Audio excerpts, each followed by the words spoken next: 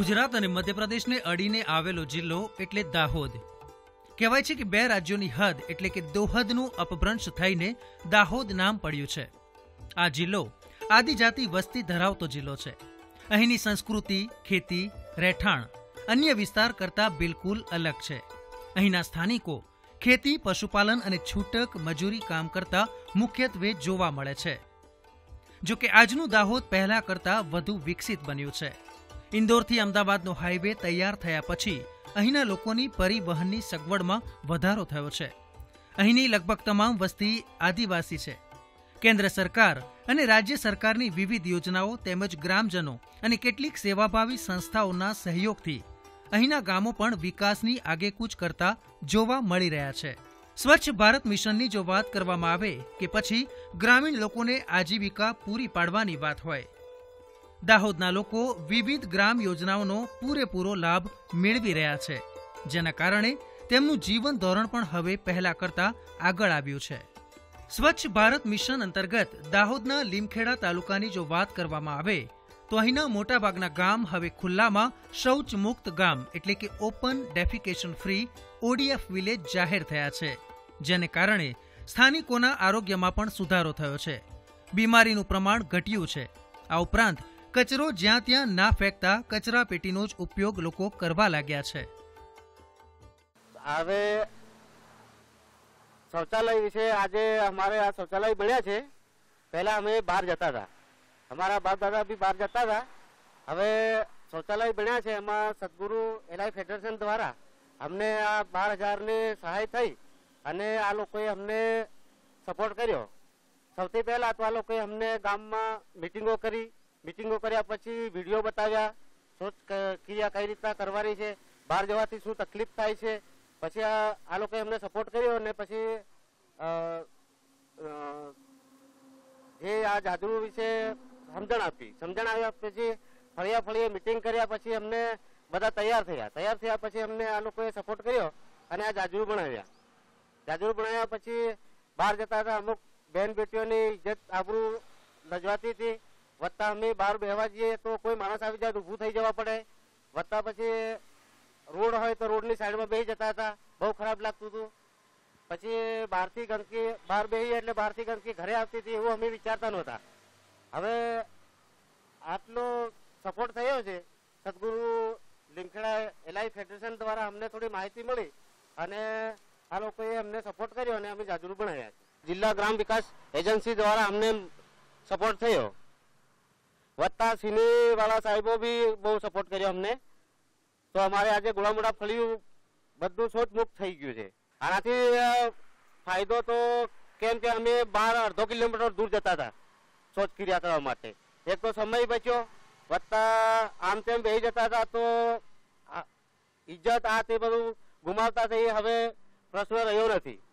વત્તા અમારે આજે શૌચાલય બની ગયા એટલે અમારે જે સમયે જવું હોય એ સમયે અમે બેસી શકીએ છીએ. શૌચાલયનો નિયમ એવો છે કે ફળિયામાં નિગરાણી સમિતિ તરીકે સમિતિ બનાવી છે અને એમાં 500 રૂપિયા દંડ રાખ્યો છે. કોઈ વ્યક્તિ બહાર જાય તો એમાં 500 રૂપિયા દંડ નિગરાણી સમિતિ લઈ શકશે. અમારે ત્યાં પહેલા શૌચાલયની વ્યવસ્થા નથી, ત્યારે અમે ખુલ્લામાં સ્વચ્છ માટે જતા હતા. એક દિવસ તારીખ 16/11/2018ના દિવસે સિની સંસ્થા અને સ્વચ્છ ભારત મિશનના લોકો આવ્યા અને અમને શૌચાલય વિશે સમજાવ્યું. પછી તે દિવસથી તેઓએ બીજા દિવસ સવારથી રોડ પર હાજર રહ્યા અને અમને ખુલ્લામાં જતા રોકવા માટે ત્યાં ઊભા હતા.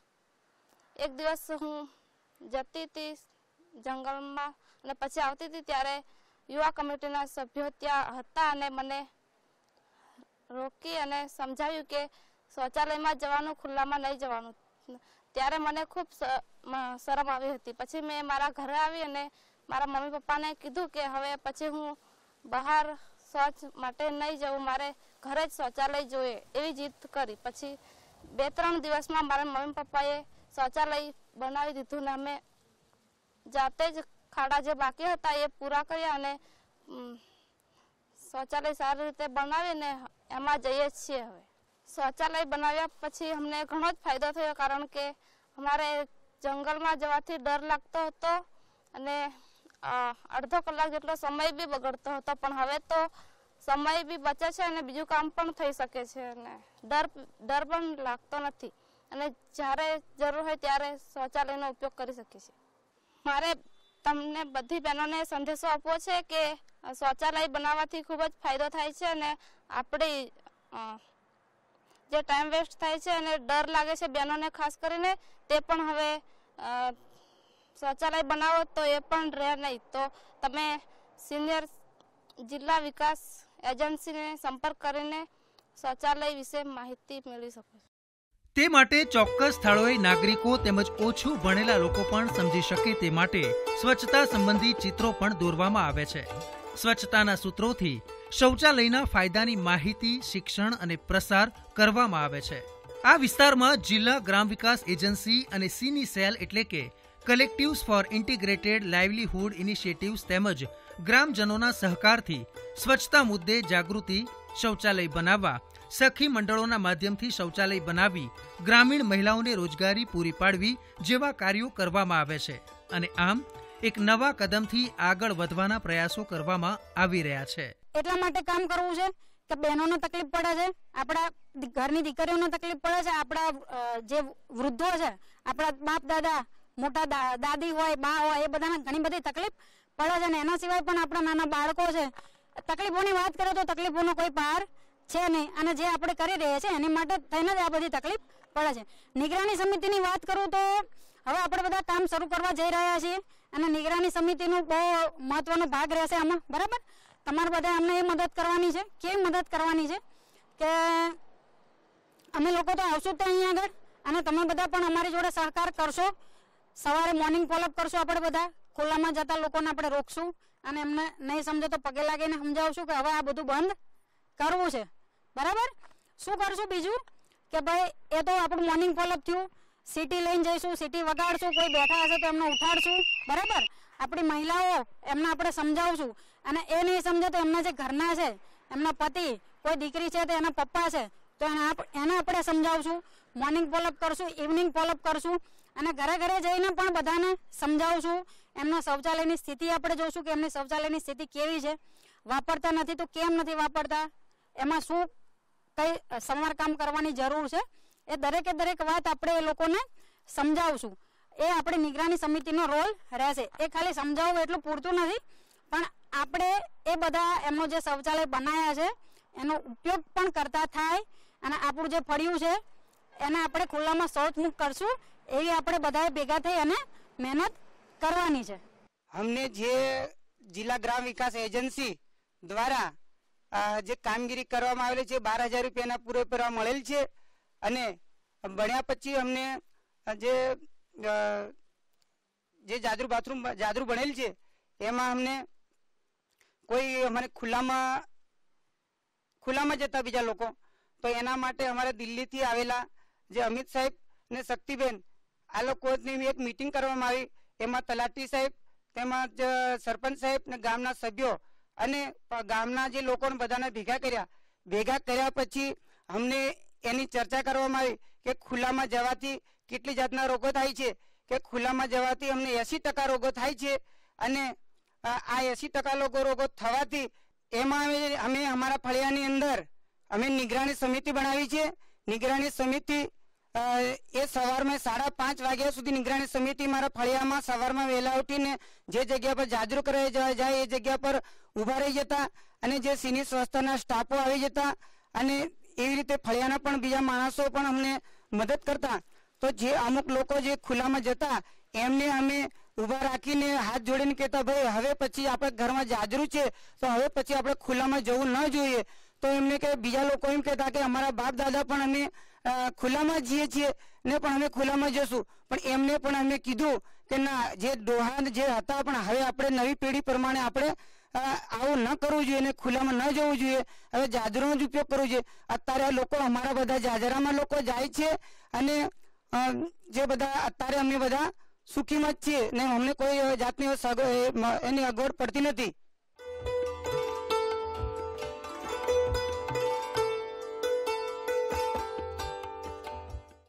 આ યોજના વિશે દાહોદ જિલ્લાના દાભડા ગામના તલાટી કમ મંત્રી કે બામણિયાએ આ મુજબ માહિતી આપી હતી. સ્વચ્છ ભારત મિશન અંતર્ગત દાબડા ગામે 391 શૌચાલય બનાવવામાં આવેલ છે તથા બીજા 170 પ્રગતિમાં હાલ છે. દરેક લાભાર્થીઓને અમે સમજૂત કરી અને એમના ફોર્મ લઈ અને તાલુકા મથકે આપી અને શૌચાલય મંજૂર કરાવી અને કામગીરી ચાલુ કરાવીએ છીએ.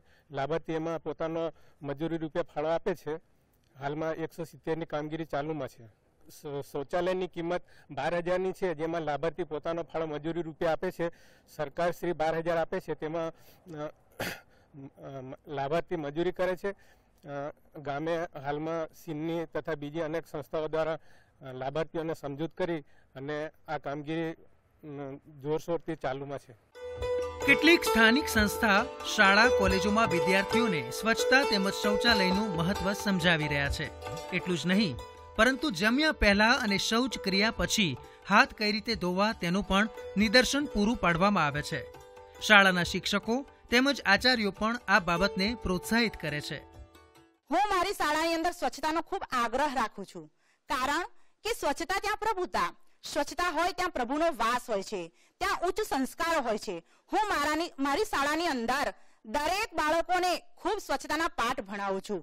સવારમાં બાળકોને પરિસરની સફાઈ કરાવું છું. જમતા પહેલા હાથ પગ તથા તેમને જમવાનું પાત્ર એ હું સાફ કરાવડાવું છું અને જમવાની જગ્યા પણ સાફ કરાવડાવું છું. જમ્યા પછી તેમનો એંઠવાડો પણ હું યોગ્ય જગ્યાએ જ નિકાલ કરાવડાવું છું. મારી શાળાની અંદર પીવાના પાણીની પણ સુવિધા છે.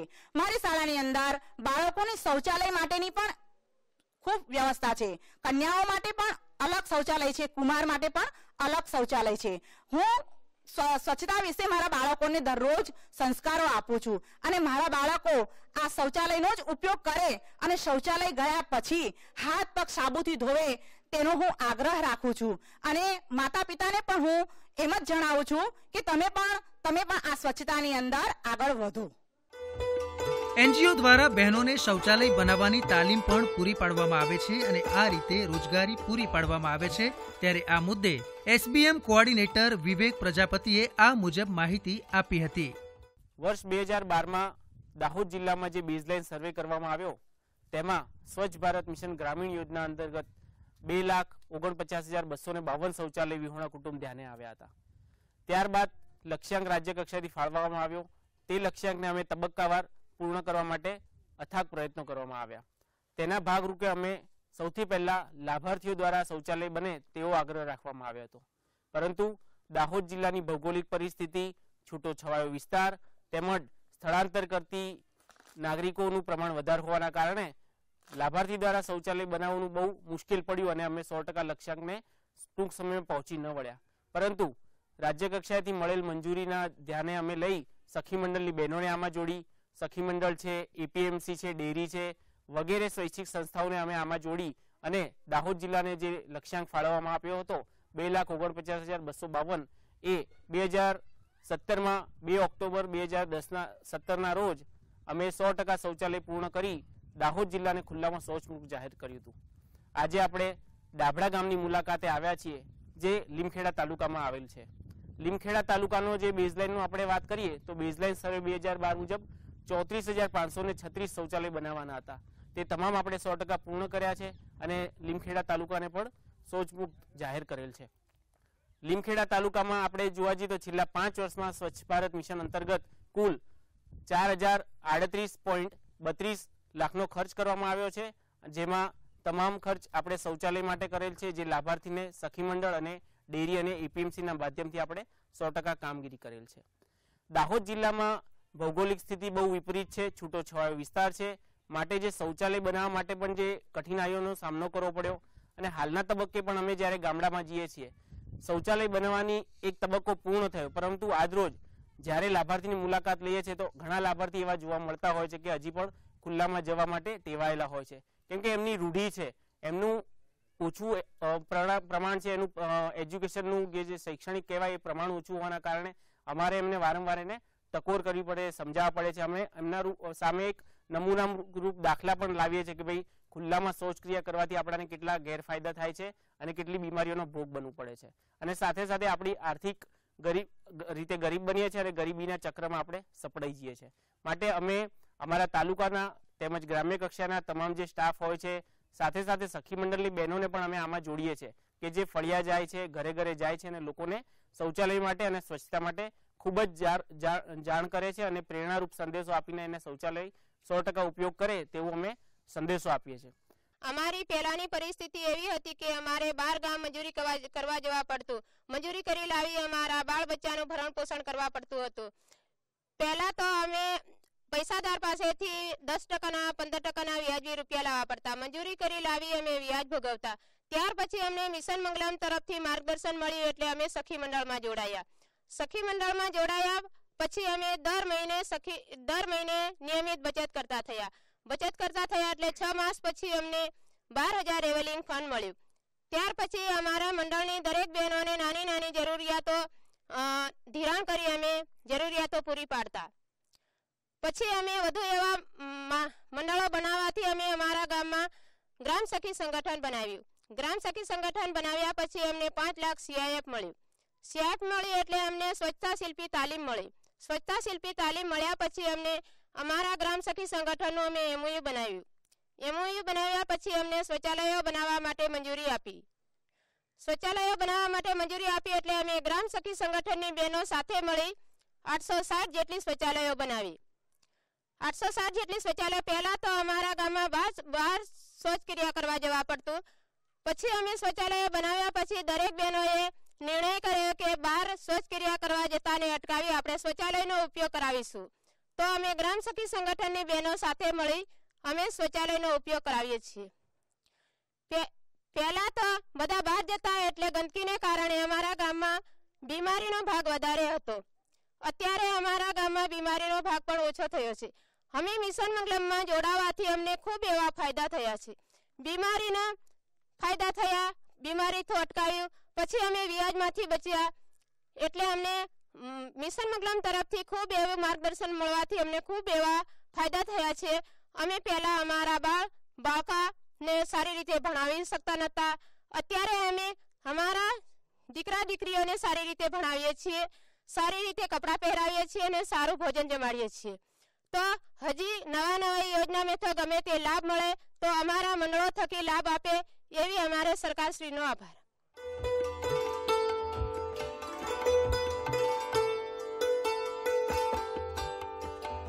શૌચાલયની સાથે સાથે આપણે વાત કરવા જઈએ તો દાહોદ જિલ્લામાં ઘન અને પ્રવાહી કચરા માટે કુલ 38 ગ્રામ પંચાયતની પસંદગી કરવામાં આવે છે, જેને પણ આપણે પ્રાથમિકતા આપીને સેગ્રીગેશન શેડ તેમજ વર્મી કમ્પોસ્ટની કામગીરી કાર્યરત છે. સાથે સાથે સામૂહિક શૌચાલય પણ કુલ આપણે 101 શૌચાલયની મંજૂરી આપેલ છે, જે કામગીરી પ્રગતિ હેઠળ છે.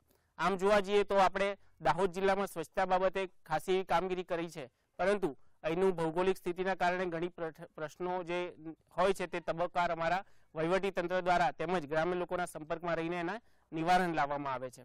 સાથે સાથે જો ડાભડાની વાત કરીએ તો ડાભડામાં આપણે જે નિગરાણી સમિતિને બનાવી છે, સાથે સાથે ગામના જે શાળામાં બાળકો ભણે છે એમને પણ આપણે સવાર સાંજ ફોલોઅપ કરે. સવારે એ લોકો 5 થી 6 વાગ્યાના દરમિયાન એમને ટોર્ચ આપવામાં આવી છે. ટોર્ચ આપી છે, એ લોકો દરેક ગામમાં ફરે છે અને ફળીએ ફળીએ જઈને લોકોને સમજાવે છે. કોઈ જો ખુલ્લામાં શૌચક્રિયા કરતું જ્યાં આવે તો એના માટે પણ ત્યાં ₹500નો દંડ કરવામાં આવ્યો છે. પરંતુ છેલ્લા 4 મહિનાથી આજ સુધી કોઈ ખુલ્લામાં શૌચક્રિયા કરતું ધ્યાને આવ્યું નથી, કારણ કે લોકોમાં એટલી જાગૃતતા છે અને ત્યાંની જે નિગરાણી સમિતિ બનાવી છે તે ખૂબ જ સક્રિય છે. જેમાં આપણે જોવા જઈએ તો ટાટા વોટર મિશન છે, ફીડબેક ફાઉન્ડેશન છે, સિની સંસ્થા છે, એનો પણ અમને જાગૃતતા માટે ખૂબ સારો એવો સહયોગ મળ્યો છે. અને ત્યાંના શાળાના શિક્ષકોના માધ્યમથી પણ આપણે સ્વચ્છતાનો સંદેશો બાળકોના માધ્યમથી પણ વાલીઓ સુધી પહોંચાડીએ છીએ.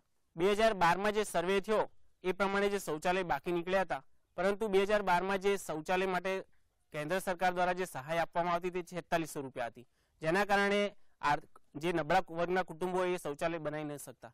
પરંતુ 2014માં આપણા માનનીય વડાપ્રધાન શ્રી નરેન્દ્ર મોદી દ્વારા જે 4600ની જગ્યાએ સીધી માતબાર રકમ એવી ₹12000 વ્યક્તિ દીઠ આપવાની નક્કી કરી, ત્યારથી લોકોને પણ આવા આર્થિક સારી એવી સહાય મળી અને ₹12000માં સારું એવું શૌચાલય બનાવી શકે છે, 2 શૌચખાડાવાળું, અને એને ખૂબ જ આર્થિક મદદ થઈ છે. સાથે સાથે આપણે કેન્દ્ર સરકારનો પણ આભાર માનવો જોઈએ કે આવી માતબાર રકમ પણ એક સફાઈ અભિયાન માટે, એક વ્યક્તિગત શૌચાલય માટે મંજૂર કરી છે. અને આજે હું આ દૂરદર્શનના માધ્યમથી લોકોને પણ એક સંદેશો આપવા માંગુ છું કે આપણા જે માનનીય વડાપ્રધાનશ્રીનું જે સ્વચ્છતા બાબતનું સપનું છે, તેમજ આપણા પૂજ્ય મહાત્મા ગાંધી બાપુનું જે સ્વચ્છતા બાપુનું સપના છે, સ્વચ્છતા ત્યાં પ્રભુતા, તેને આપણે સાકાર કરીએ અને સ્વચ્છતામાં જોડાઈએ.